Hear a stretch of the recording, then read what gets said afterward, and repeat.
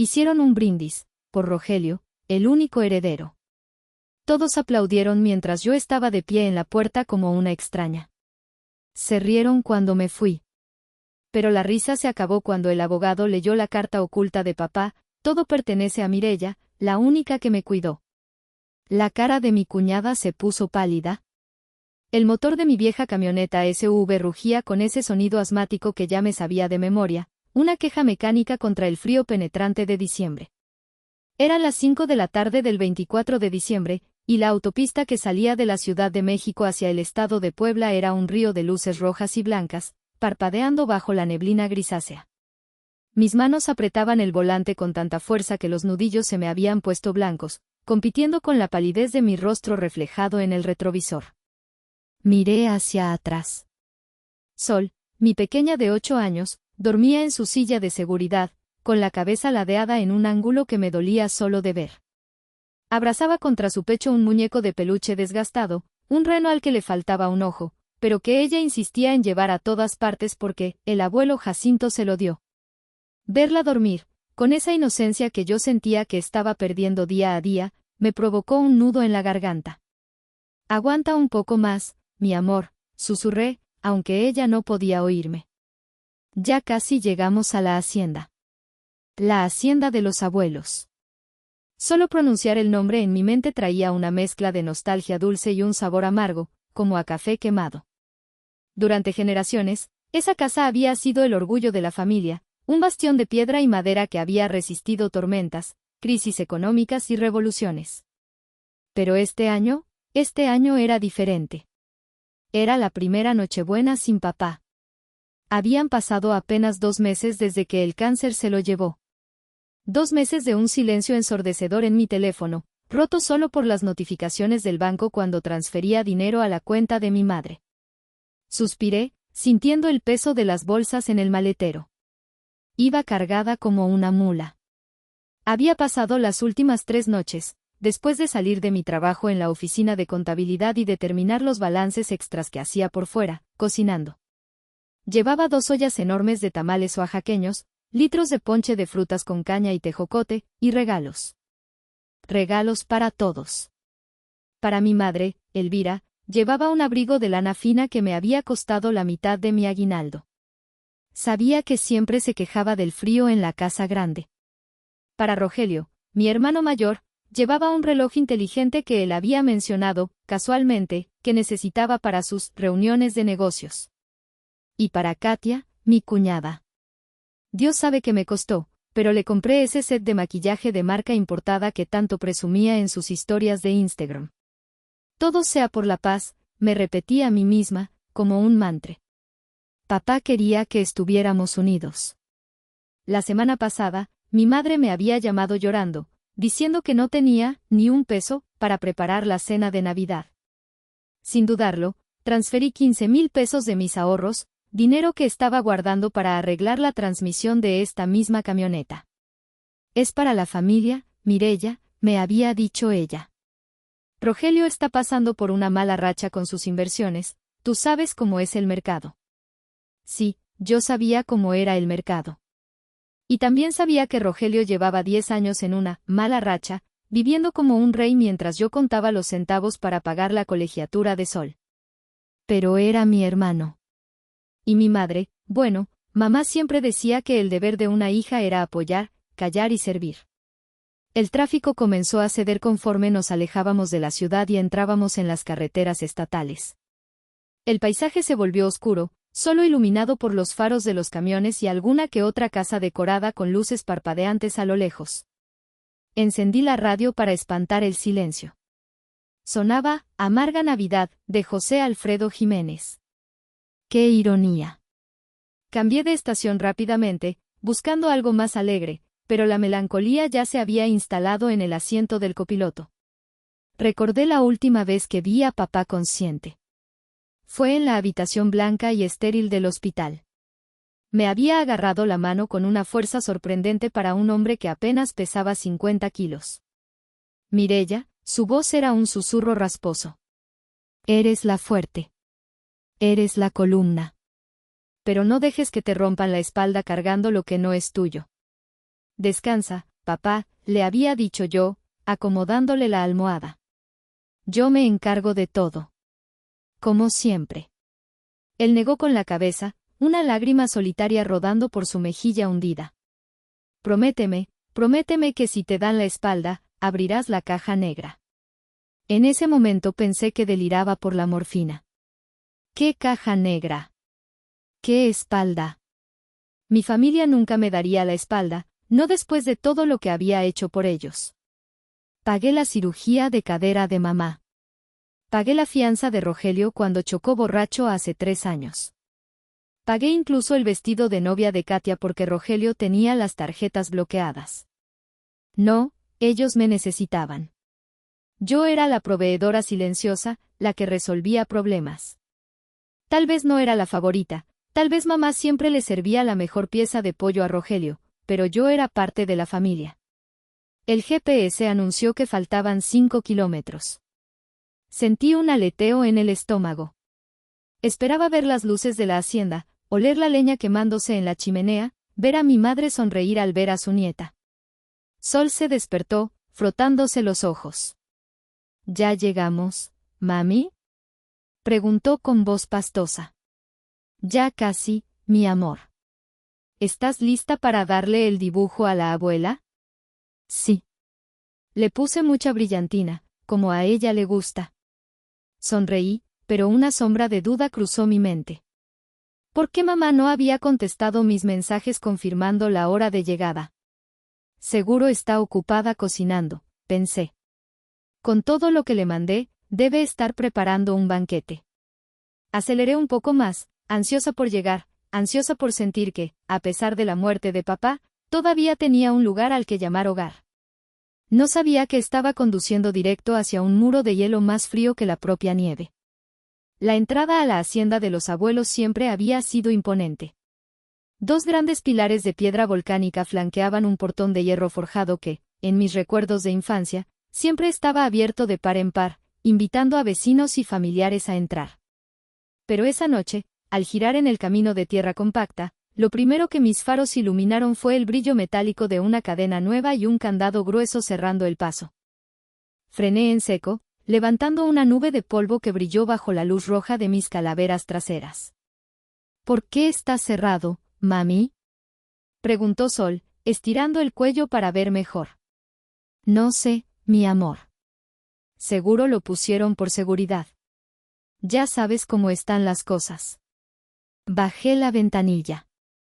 El aire helado de la sierra me golpeó la cara, trayendo consigo el olor inconfundible de carne asada al carbón y el sonido de risas y música. Se escuchaba una cumbia sonidera a todo volumen, proveniente de la casa principal, que estaba a unos 100 metros de la entrada, al final del camino de entrada bordeado de árboles. La casa brillaba como un árbol de Navidad gigante, y cada ventana derramaba luz dorada y calidez. Saqué mi celular y marqué el número de mi madre. 1 tono. 2 tonos. 3 tonos. Bueno. Contestó finalmente. Se oía ruido de fondo, copas chocando, voces animadas. Mamá, soy yo. Estoy en el portón. Está cerrado con candado. Hubo una pausa al otro lado de la línea. La música pareció bajar un poco de volumen, o tal vez ella se alejó del bullicio. Ah, Mireya, su voz cambió. Ya no era festiva. Era seca, cortante, con ese tono que usaba cuando yo rompía un plato de niña. Hija, creí que habías entendido el mensaje de Katia. Fruncí el ceño, confundida. ¿Qué mensaje? No he hablado con Katia. Mamá, hace frío y Sol está cansada. Abre el portón, por favor. Traigo los tamales y los regalos. Mira, hija, suspiró, un sonido largo y dramático. Este año las cosas son diferentes. Tu padre ya no está. ¿Y Rogelio? Bueno, Rogelio es el hombre de la casa ahora. Él y Katia decidieron que esta Nochebuena sería más íntima. ¿Íntima? Repetí, sintiendo como la sangre se me helaba más que el aire. Mamá, soy tu hija. Sol es tu nieta. ¿Qué tan íntimo puede ser que no nos incluya? Es que, bajó la voz, como si alguien pudiera oírla. Katia invitó a unos socios importantes de Rogelio. Gente de dinero, Mireya. Gente elegante. Y bueno, tú sabes que tu situación, el divorcio, tu trabajo tan demandante, esa camioneta vieja. Rogelio dice que no encajas con la imagen que quieren proyectar esta noche. No queremos que te sientas incómoda. Me quedé muda. Mi mente tardó unos segundos en procesar la crueldad de sus palabras. ¿Mi situación? ¿Mi camioneta vieja? ¿La misma camioneta con la que llevé a papá a sus quimioterapias todos los días durante 6 meses? ¿Me estás diciendo que no vas a abrir? Pregunté, mi voz temblando no de frío, sino de una rabia incipiente. Es por el bien de la familia, hija. No hagas un escándalo. Rogelio se pondría furioso. Además, ya es tarde. En ese momento, vi movimiento en la casa. La puerta principal se abrió. Vi siluetas recortadas contra la luz cálida del interior. Una figura salió al porche, envuelta en algo que parecía piel. Caminó hasta la reja del jardín interior, a unos 50 metros de donde yo estaba, pero con la iluminación del jardín pude verla claramente. Era Katia. Llevaba puesto un abrigo color camello. Mi corazón dio un vuelco. Era el abrigo de lana virgen que yo le había regalado a mamá la Navidad pasada.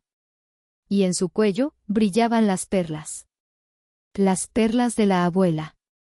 Esas perlas que papá me había prometido en mi boda, pero que mamá dijo que estaban, guardadas en el banco, por seguridad. Katia sostenía una copa de vino tinto.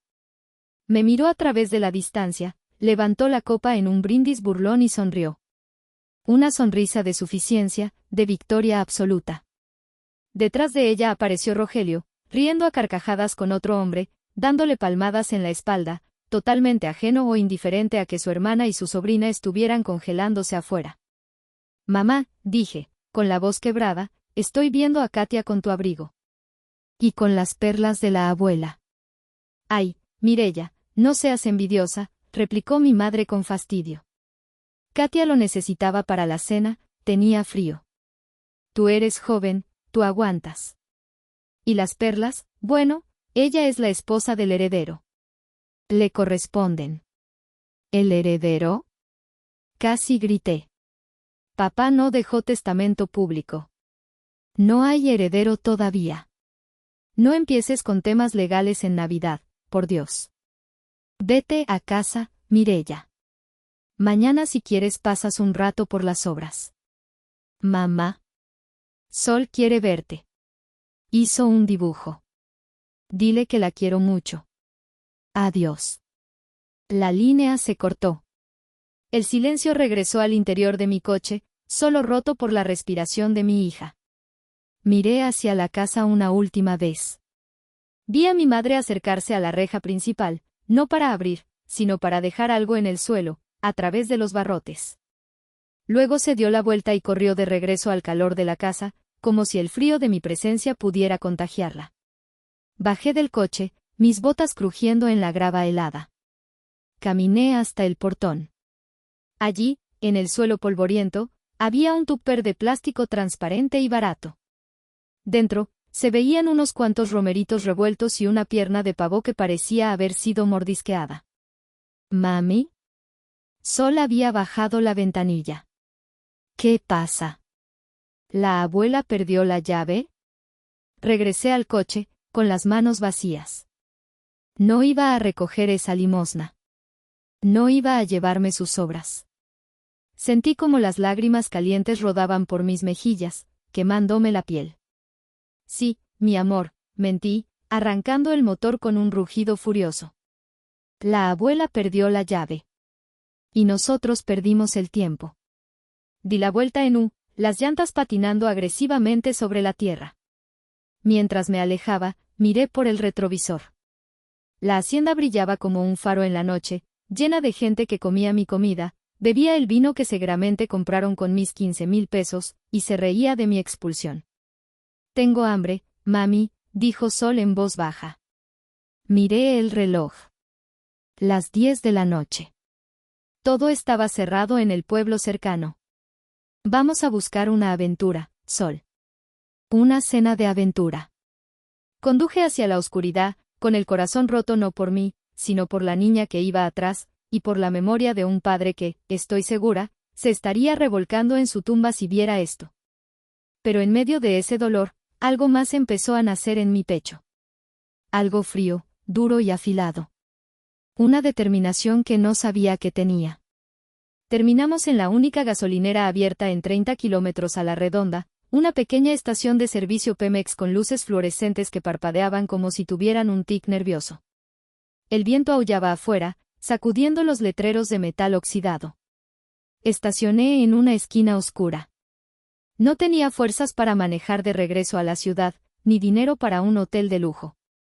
Busqué en mi celular y encontré un Airbnb barato, una habitación en una casa de huéspedes en el pueblo vecino, pero no podíamos hacer check-in hasta dentro de una hora. «Feliz Navidad, mi amor», dije, tratando de sonar alegre mientras sacaba una bolsa de pan de caja y un paquete de jamón que había comprado, por si acaso, en una tienda Oxxo del camino. Sol, con esa resiliencia mágica que solo tienen los niños, sonrió. «Es un picnic nocturno, ¿verdad?» «Exacto. Un picnic nocturno». Preparamos sándwiches sobre el tablero del coche. El jamón estaba frío, el pan un poco seco. No había pavó, ni romeritos, ni el ponche caliente que se enfriaba en la cajuela. Sol mordió su sándwich y luego sacó su dibujo. «Mami, ¿crees que el abuelo nos está viendo?» Me atraganté con un bocado de pan. «Claro que sí, mi vida. Él siempre nos ve». Cerré los ojos y, de repente, ya no estaba en la gasolinera. Estaba de vuelta en el Hospital General, 6 meses atrás. El olor a antiséptico y enfermedad me golpeó la memoria. Flashback. Era la 1 de la madrugada. Mi padre gemía de dolor en la cama estrecha. Yo estaba sentada en una silla de plástico duro, intentando descifrar las facturas médicas bajo la luz tenue de mi celular. «Señorita», dijo la enfermera, entrando con cara de pocos amigos, «faltan pagar los medicamentos de ayer. Y el especialista no vendrá si no se cubren sus honorarios por adelantado». Miré mi cuenta bancaria. Quedaban apenas 3,000 pesos para terminar la quincena. «Lo transfiero ahora mismo», dije, sintiendo el pánico subir por mi garganta. Salí al pasillo para llamar a Rogelio. Él contestó a la 5ª llamada, con música de fondo y voz pastosa. «¿Qué quieres, Mireya?» «Estoy cerrando un trato». «Rogelio, papá necesita morfina. Y hay que pagar al oncólogo. Son 10,000 pesos. Necesito que pongas tu parte». Él soltó una risa que me heló la sangre. «¿Mi parte?» «Mireya, no tengo liquidez ahora.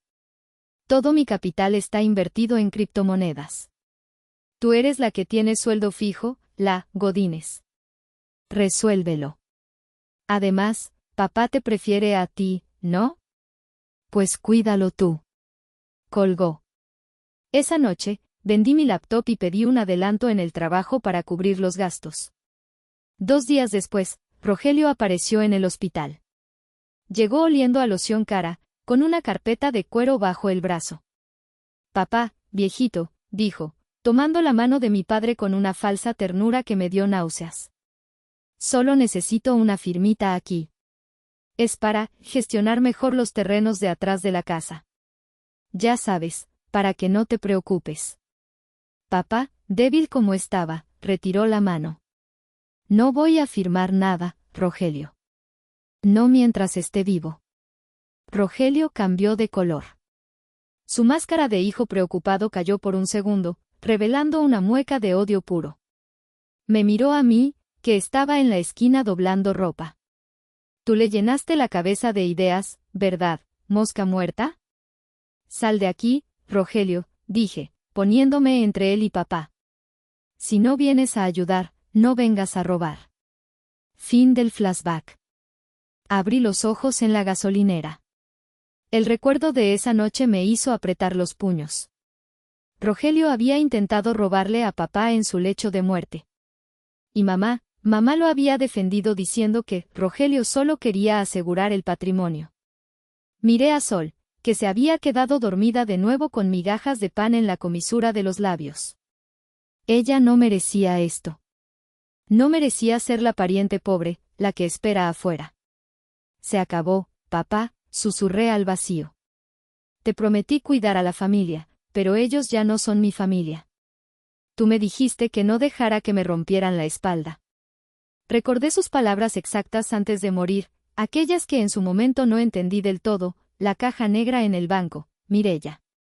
Número 405.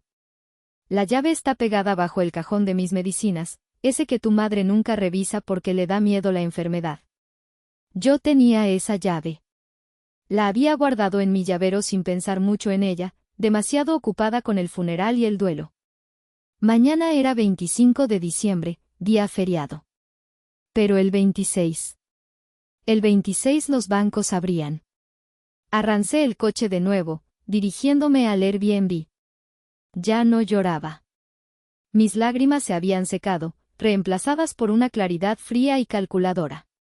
Si ellos querían jugar a Rogelio es el dueño, yo iba a jugar a la verdad. Y mi verdad tenía documentos. El Airbnb resultó ser una habitación húmeda encima de una panadería cerrada, pero al menos tenía calefacción y una cama limpia. Sol durmió profundamente, agotada por el viaje y la decepción. Yo no pude pegar el ojo. Me pasé la noche mirando el techo, con el celular en la mano, resistiendo la tentación de entrar a las redes sociales. Pero la curiosidad es un veneno dulce. A las 7 de la mañana del 25 de diciembre, mientras Sol veía caricaturas en la pequeña televisión del cuarto, abrí Facebook. El algoritmo, cruel y eficiente, me mostró de inmediato la notificación: Katia de la Garza está transmitiendo en vivo. El video había sido grabado hace unas horas, en el punto álgido de la fiesta. Le di play. La pantalla se llenó con la imagen del salón principal de la hacienda. Se veía espectacular, tengo que admitirlo. La chimenea de piedra rugía con un fuego alto. Pero lo que me hizo detener la respiración fueron los detalles.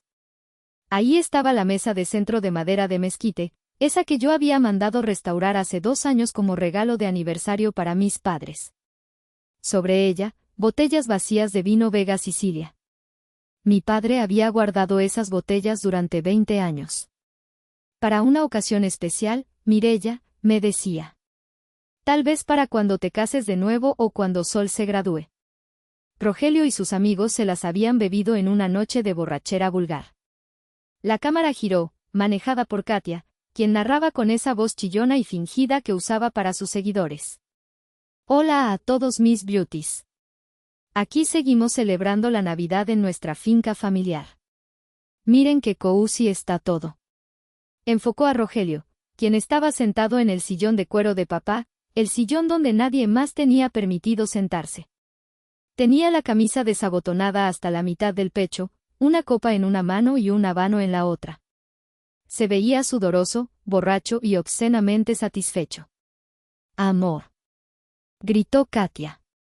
Cuéntales a los seguidores sobre el gran proyecto. Rogelio miró a la cámara, con los ojos vidriosos. Claro que sí, chula. Eructó un poco antes de hablar. Pues nada, plebes, que se vienen cosas grandes. Estamos pensando que esta casa ya es muy vieja, ¿saben? Mucho mantenimiento, mucho polvo. Así que hemos decidido, hizo una pausa dramática, venderla. Sentí como si me hubieran dado un puñetazo en el estómago. Me senté de golpe en la cama. Sí, así como lo oyen, continuó Rogelio, gesticulando con el habano.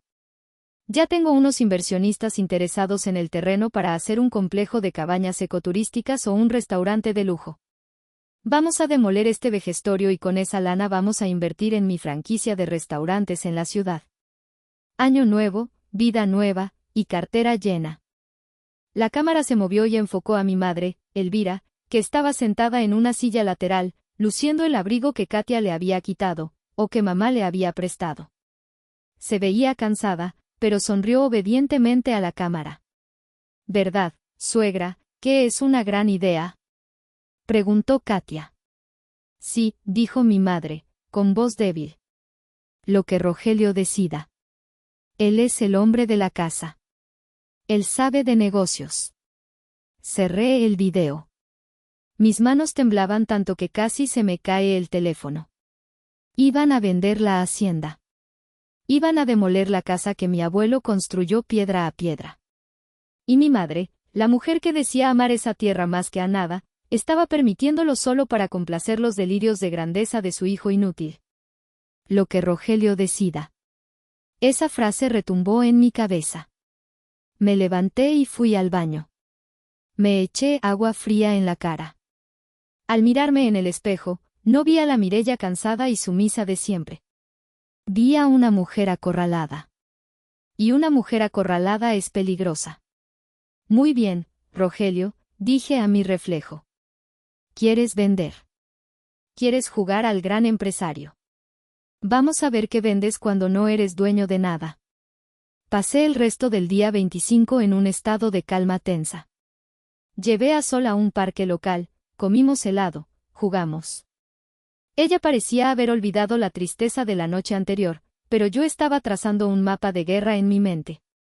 A primera hora del 26 de diciembre, dejé a Sol al cuidado de la dueña del Airbnb, una señora amable a la que le pagué extra, y conduje hasta el banco del pueblo.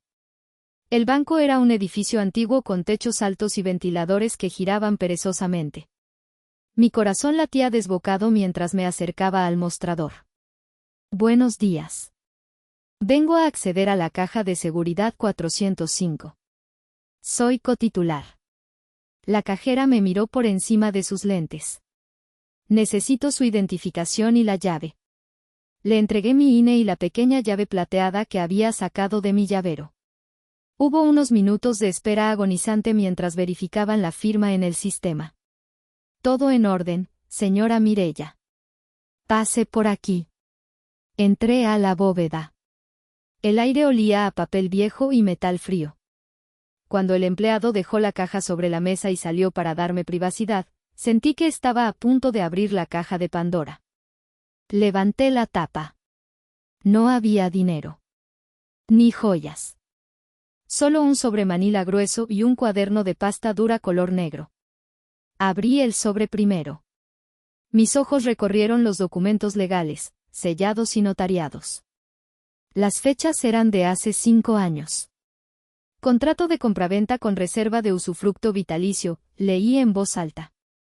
Las letras bailaron ante mis ojos. Mi padre, Jacinto, me había vendido la propiedad completa por la suma simbólica de 100 pesos.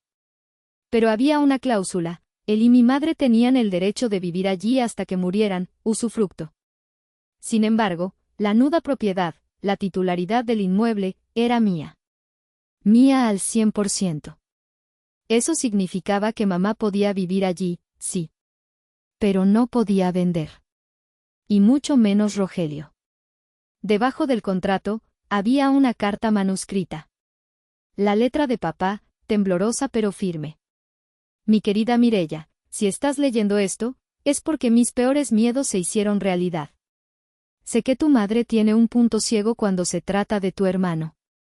Lo ama de una forma que la ciega ante su egoísmo. Yo fui débil, hija. No supe ponerle un alto a Rogelio por miedo a pelear con tu madre. Pero no quiero dejarte desprotegida. Esta casa es tuya. Siempre lo fue. Tú fuiste quien pagó los impuestos prediales cuando nos atrasamos. Tú pagaste las reparaciones del techo. Tú eres la única que respeta estas paredes. No uses esto para lastimarlos, a menos que sea necesario para defenderte. Y sobre todo, cuida a tu madre, incluso si ella no sabe cuidarte a ti. Te ama, papá. Las lágrimas cayeron sobre el papel, manchando la tinta azul. Papá sabía. Papá siempre supo. Luego, abrí el cuaderno negro. Era un libro de contabilidad. La lista de Rogelio, decía en la primera página. Página tras página, papá había anotado cada centavo que Rogelio le había pedido, o robado, en los últimos 10 años. 15 de mayo de 2018, 50,000 pesos para inversión segura. Nunca devuelto. 20 de diciembre de 2020, 100,000 pesos. Dijo que era para pagar deudas de juego. Amenazaron con golpearlo. 10 de agosto de 2022, hipoteca inversa sobre el terreno sur. Rogelio cobró el cheque falsificando mi firma. Me enteré después, pero no lo denuncié por tu madre. La suma total al final del cuaderno ascendía a más de 3 millones de pesos. Cerré el cuaderno. La rabia se transformó en un arma. Rogelio no solo era un parásito, era un criminal que había desangrado a mis padres durante años. Y ahora quería vender lo único que quedaba.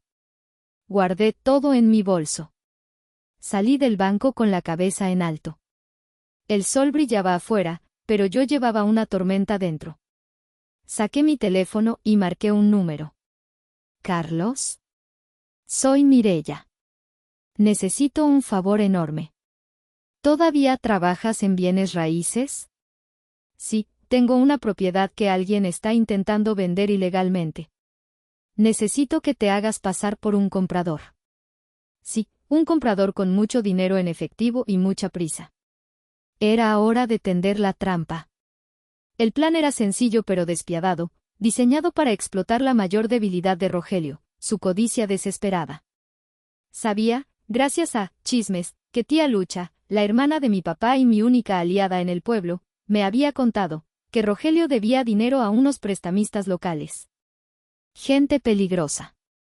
Por eso tenía tanta prisa en vender la hacienda. Necesitaba liquidez ya. Mi amigo Carlos, un excompañero de la universidad que ahora tenía su propia inmobiliaria en Puebla, aceptó ayudarme en cuanto le conté la historia. Mireya, esto es fraude inmobiliario de libro, me dijo por teléfono. Si él acepta dinero por una casa que no es suya, va a la cárcel. ¿Estás segura de que quieres hacerle esto a tu hermano? Él echó a mi hija a la calle en Navidad, Carlos. Estoy segura. 2 días después, el 28 de diciembre, Día de los Inocentes, que apropiado, la trampa se activó. Carlos llegó a la hacienda en un Mercedes negro alquilado, vestido con un traje italiano impecable. Se presentó como representante de un grupo inversor de la Ciudad de México que buscaba terrenos para un hotel boutique. Yo no estaba allí, por supuesto. Estaba escondida en mi coche, estacionada a medio kilómetro, escuchando todo a través de una llamada abierta que Carlos tenía en su celular, guardado en el bolsillo de su saco. Escuché la voz empalagosa de Rogelio a través del altavoz. Licenciado. Bienvenido, bienvenido a su casa. Pase, por favor.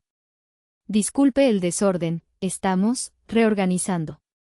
No se preocupe, respondió Carlos con tono profesional. Vamos al grano. Mis socios tienen prisa. Vimos la ubicación y nos encanta. Queremos cerrar el trato antes de fin de año por temas fiscales. Perfecto. Casi pude oír a Rogelio salivar. Estamos dispuestos a vender ya. La propiedad tiene 5 hectáreas, casa colonial, pozo de agua propio. El precio no es problema, interrumpió Carlos. Ofrecemos 8 millones de pesos. Pero necesitamos firmar una promesa de compraventa hoy mismo y entregarle un anticipo. El resto se paga a la firma de la escritura en 2 semanas. Hubo un silencio. 8 millones era un buen precio, pero lo que seguramente hizo brillar los ojos de Rogelio fue la palabra anticipo. ¿De cuánto sería el anticipo?, preguntó Rogelio, intentando sonar casual. 500,000 pesos. En efectivo. Los traigo en el maletín. Para asegurar el trato y que retiren la propiedad del mercado inmediatamente. 500,000 pesos. Suficiente para calmar a sus prestamistas y darse una buena vida por unos meses. Hecho. Gritó Rogelio. Trato hecho. Excelente. Solo necesito ver las escrituras para verificar que usted es el propietario, dijo Carlos. Aquí venía la parte crucial. Hubo un momento de tensión. Yo contuve la respiración en mi coche. Las escrituras, Rogelio vaciló. Bueno, como sabe, mi padre falleció recientemente. El proceso de sucesión testamentaria está en trámite. Pero yo soy el heredero universal y albacea. Mi madre puede firmar como testigo. Ella es la dueña actual junto conmigo. Entiendo, dijo Carlos, fingiendo dudar. Es un poco irregular entregar dinero sin la escritura a su nombre, no. Rogelio se desesperó. Mire, firmamos un contrato privado ahora mismo. Yo me comprometo penalmente a entregar la escritura en 2 semanas. Mi madre firma también. Somos gente de honor, licenciado. Familia respetable de toda la vida. Gente de honor. Casi vomito en mi coche. Está bien, accedió Carlos. Si su madre firma y usted firma aceptando la responsabilidad penal en caso de incumplimiento, le dejo el dinero. Pero quiero que quede claro, si en 2 semanas no estamos en la notaría firmando, esto se convierte en fraude. Sin problema. Le doy mi palabra. Escuché el rasgueo de la pluma sobre el papel. Escuché la voz de mi madre, Elvira, preguntando, «Hijo, ¿estás seguro de esto?» Y la respuesta de Rogelio, «Sí, mamá, firma aquí. Con esto nos vamos a ir de viaje a Europa, ya verás». Firmaron. Rogelio tomó el dinero. Carlos se despidió prometiendo volver el 5 de enero para la firma final. Cuando Carlos regresó a donde yo estaba y me entregó la copia del contrato privado firmado por Rogelio y mi madre, sus manos temblaban un poco. «Lo tienes, Mireya. Acaba de vender una casa ajena. Recibió dinero. El delito está consumado». Miré el papel. La firma de Rogelio era grande, pomposa. La de mi madre, pequeña y temblorosa. «Gracias, Carlos». «¿Qué vas a hacer ahora?», preguntó él. «Esperar. Voy a dejar que se gasten el dinero. Voy a dejar que crean que ganaron. Y en Año Nuevo, voy a tirar la puerta abajo». Los siguientes días fueron una tortura silenciosa.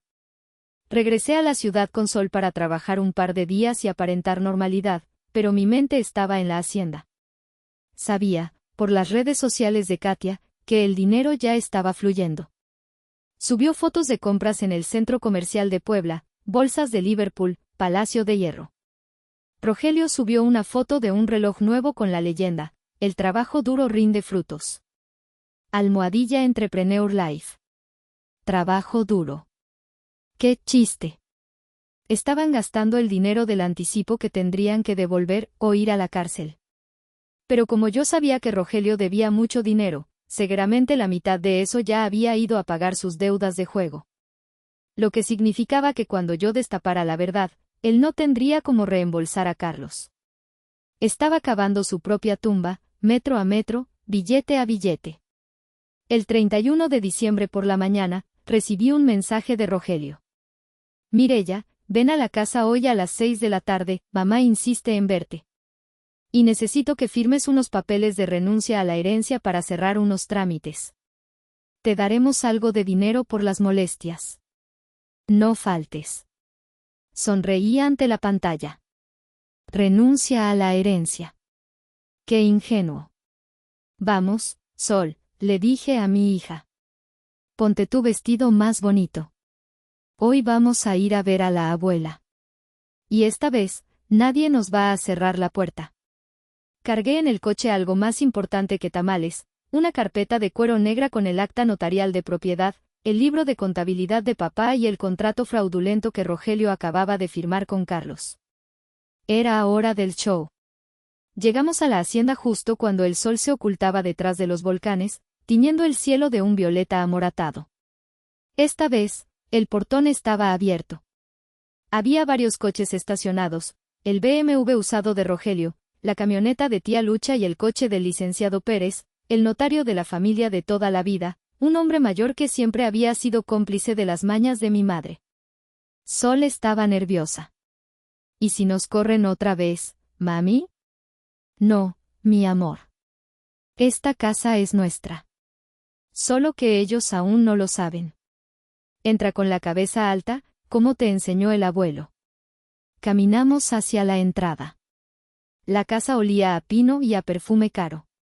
entramos al salón principal sin tocar. La escena parecía sacada de una telenovela. Mi madre estaba sentada en el sofá principal, con su rosario en la mano, luciendo nerviosa. Tía Lucha estaba en una esquina, con los brazos cruzados y cara de desaprobación. Katia estaba revisando su celular, ignorando a todos. Y Rogelio estaba junto a la chimenea, hablando en voz baja con el notario Pérez. Cuando nos vieron entrar, el silencio cayó como una losa de concreto. «Llegaste», dijo Rogelio, sin siquiera saludar. «Bien. Vamos a hacer esto rápido porque tenemos una fiesta de Año Nuevo en el club de golf a las 9. Hola a todos», dije con calma, ignorando su prisa. Sol corrió a abrazar a tía Lucha, quien la recibió con un beso sonoro, lanzándole una mirada asesina a mi madre por no saludar a su nieta. «Mireya, siéntate ahí», Rogelio señaló una silla de madera dura lejos del centro. «El licenciado Pérez tiene los documentos. Básicamente, es una cesión de derechos. Reconoces que la casa pasa a mi nombre como albacea para su venta, y a cambio, mamá ha decidido generosamente darte 50,000 pesos de la venta». Katia soltó una risita. 50,000 pesos es mucho, considerando que nunca aportaste nada a esta casa, dijo ella, sin levantar la vista del teléfono. Sentí que la sangre me hervía, pero mantuve la voz fría. ¿50,000? Vaya. ¿Y en cuánto vendieron la casa, Rogelio? ¿8 millones? Rogelio se puso pálido por un segundo, pero se recuperó rápido. Eso no es de tu incumbencia. Los negocios son cosas de hombres. Tu firma y toma tu cheque. Te servirá para arreglar esa chatarra que manejas. El notario Pérez me extendió una pluma y un documento lleno de jerga legal. Firme aquí, Mireya. Es lo mejor para todos. Evitamos pleitos y su madre queda protegida. Miré a mi madre. Mamá, ¿tú estás de acuerdo con esto? ¿Me estás quitando mi parte de la herencia por 50,000 pesos? Elvira bajó la mirada, toqueteando las cuentas de su rosario. Hija, entiende. Rogelio necesita el capital para arrancar. Él nos va a cuidar a todos cuando sea rico. Tú tienes tu trabajo, tú sabes arreglártela sola. Siempre has sido muy independiente. Ayúdanos en esto. Ahí estaba. La confirmación final. Mi independencia no era un orgullo para ella, era la excusa perfecta para abandonarme. Porque yo, podía sola, no merecía ayuda. Porque Rogelio era un inútil, merecía todo. No, dije suavemente. Rogelio dio un paso adelante, agresivo. ¿Cómo que no? No tienes opción. Si no firmas, te vas sin nada y te demando por abandono de hogar hacia mamá. Me levanté despacio. Saqué mi carpeta de cuero negra. No voy a firmar, Rogelio, porque no puedes vender lo que no es tuyo. Y ciertamente, no puedes vender lo que ya es mío. ¿De qué demonios hablas? Escupió Rogelio, acercándose amenazadoramente. Siéntate, Rogelio, ordené, con una voz que imitaba el tono de mi padre cuando estaba enojado. Fue tan efectivo que él se detuvo, desconcertado. Abrí la carpeta y saqué el primer documento, la escritura con reserva de usufructo. Licenciado Pérez, dije, deslizando el papel sobre la mesa de centro. Usted es notario. Díganos qué es esto. El viejo abogado ajustó sus lentes, tomó el papel con desdén, pero a medida que leía, sus ojos se abrían más y más. Su cara pasó de la arrogancia al pánico. Esto es una escritura pública. Fechada hace 5 años. Inscrita en el registro público de la propiedad. ¿Y qué dice? Presioné. Dice que don Jacinto vendió la nuda propiedad de la hacienda a la señora Mireya. Tragó saliva. Mireya es la dueña legítima de esta casa. El silencio en la sala fue absoluto. Se podía escuchar el crepitar de la leña en la chimenea. Eso es mentira. Gritó Katia, poniéndose de pie. Seguro es una falsificación. Esa gata no tiene dinero para comprar esta casa. Cállate, Katia. Le gritó tía Lucha desde su esquina. Jacinto me lo dijo antes de morir. Él sabía que ustedes eran unos buitres. Mi madre, Elvira, estaba blanca como un papel. Mireya, ¿tú sabías esto? Susurró. Lo supe el 26 de diciembre, mamá. Cuando abrí la caja fuerte que tú nunca quisiste abrir. Papá me protegió. Y te protegió a ti de ellos. Rogelio le arrebató el papel al notario y lo leyó frenéticamente. Sus manos temblaban tanto que el papel hacía ruido. Esto no puede ser. El usufructo, dice que mamá puede vivir aquí. Sí, dije. Mamá puede vivir aquí. Pero tú no puedes vender. Y tú, Rogelio, acabas de cometer un crimen muy grave. Saqué el segundo documento, la copia del contrato privado que Rogelio había firmado con Carlos, mi amigo, inversor, hacía 3 días. Vendiste mi casa por 8 millones. Recibiste $500,000 en efectivo de anticipo. Eso se llama fraude, Rogelio. Estelionato. Vender cosa ajena como propia. Rogelio soltó el papel como si quemara. Retrocedió, chocando contra la mesa. ¿Tú conoces al comprador? El comprador es amigo mío. Y tengo grabaciones de todo. Katia miró a su esposo con horror. ¿Es verdad? ¿Recibiste el dinero? ¿Dónde está el dinero, Rogelio? Rogelio empezó a sudar a chorros. Yo pagué a los del norte. A los que me iban a romper las piernas. Y te compré las joyas, y pagué la tarjeta. Imbécil. Chilló Katia. Te gastaste el dinero de un fraude. Miré a mi madre. Estaba llorando en silencio. Mamá, le dije, tú firmaste como testigo. Tú validaste ese fraude. Si yo presento cargos ahora mismo, ambos van a la cárcel. Rogelio por autor material y tú por cómplice. Mi madre se llevó las manos a la cara. Mireya, por favor, es tu hermano. No nos hagas esto. ¿No les haga esto? Mi voz se quebró por primera vez. Ustedes me cerraron la puerta en Navidad. Me humillaron frente a mi hija. Querían robarme mi herencia y darme migajas. ¿Y ahora pides piedad? Me giré hacia el notario Pérez. Lárguese de mi casa, licenciado. Y si vuelve a ayudar a mi hermano en sus tranzas, lo reporto al colegio de notarios y le quitan la licencia. El abogado salió disparado sin decir adiós. Quedamos solo la familia. La familia rota. Tienes 24 horas, Rogelio, dije, sintiendo el poder de la verdad correr por mis venas. 24 horas para devolverle los $500,000 a mi amigo Carlos. Si mañana a esta hora el dinero no está, entrego las pruebas a la fiscalía. Rogelio se dejó caer en el sofá, derrotado. No tengo el dinero. Ya no lo tengo.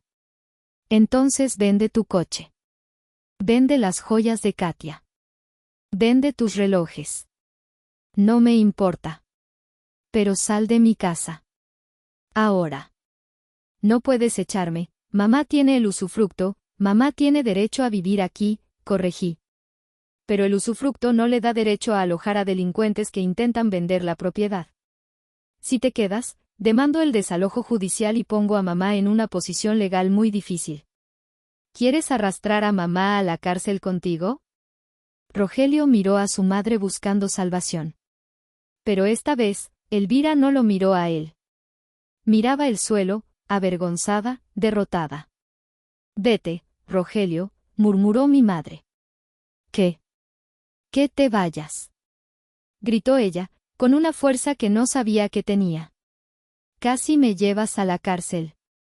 Mentiste. Dijiste que todo era legal. Katia ya estaba en la puerta, con su bolso de marca bajo el brazo. Yo me voy a casa de mis padres. No pienso ir a la cárcel por tus estupideces, Rogelio. Quiero el divorcio. Y voy a devolver las joyas para que no me acusen de receptación. Eres un perdedor. Siempre lo fuiste. Katia salió, y el sonido de sus tacones resonó como disparos. Rogelio se quedó solo. Sin esposa, sin dinero, sin casa, y por primera vez, sin la protección de mamá. Se levantó, me miró con odio puro, pero no dijo nada. Sabía que yo tenía el control total. Salió de la casa arrastrando los pies. Si llegaste hasta esta parte del video, significa que realmente te interesó la historia. Cuéntame en los comentarios qué opinas, escribe el número 1 para saber que estás aquí o dime desde qué parte de tu país me estás viendo. También puedes dejar cualquier pregunta y la responderé. Cuando la puerta se cerró tras Rogelio, el silencio que quedó no fue tenso, sino vacío. Era el sonido de algo que se rompe para siempre. Mi madre seguía llorando en el sofá. Sol se había quedado dormida en el regazo de tía Lucha, ajena al drama final. Me acerqué a mi madre. No la abracé. Aún no podía. La herida estaba demasiado abierta. Mireya, sollozó. Perdóname. Tu padre tenía razón. Fui una tonta. Sí, mamá. Lo fuiste.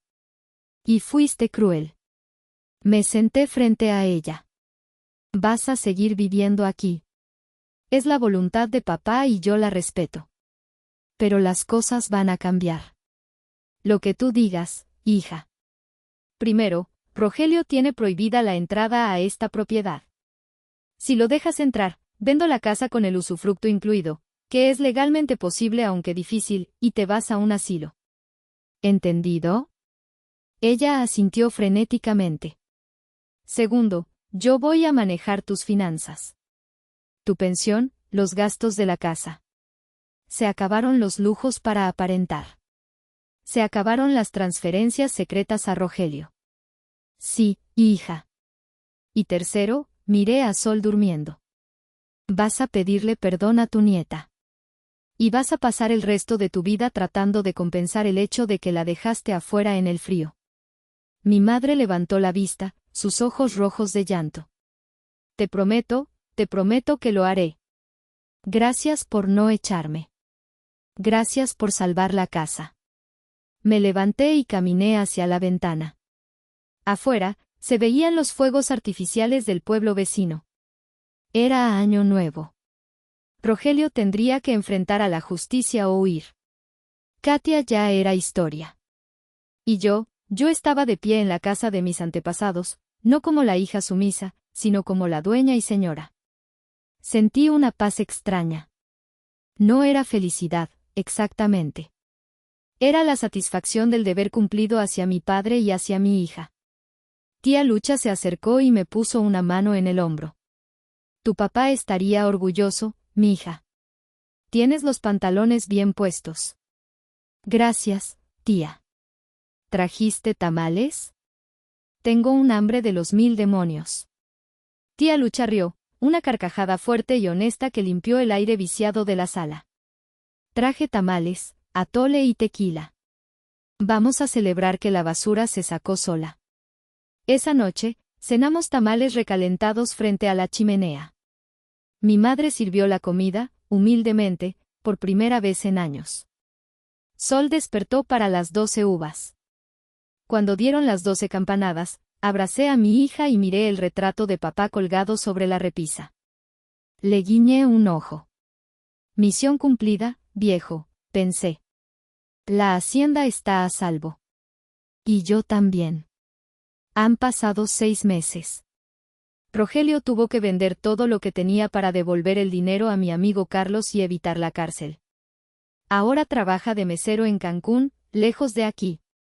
Katia se volvió a casar con un señor mayor a la semana del divorcio. Mi madre y yo, estamos trabajando en ello. La confianza no se recupera de la noche a la mañana, pero al menos ahora hay respeto. ¿Y Sol?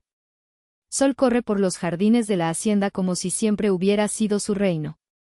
A veces, la familia no es la sangre. A veces, la familia es la que te protege, no la que te explota. Y a veces, Tienes que ser el villano en la historia de alguien más para ser el héroe de la tuya. ¿Hice lo correcto al ser tan dura con mi propio hermano? ¿O debía haber perdonado una vez más? Déjenme sus comentarios abajo. Soy Mirella, y esta fue mi historia.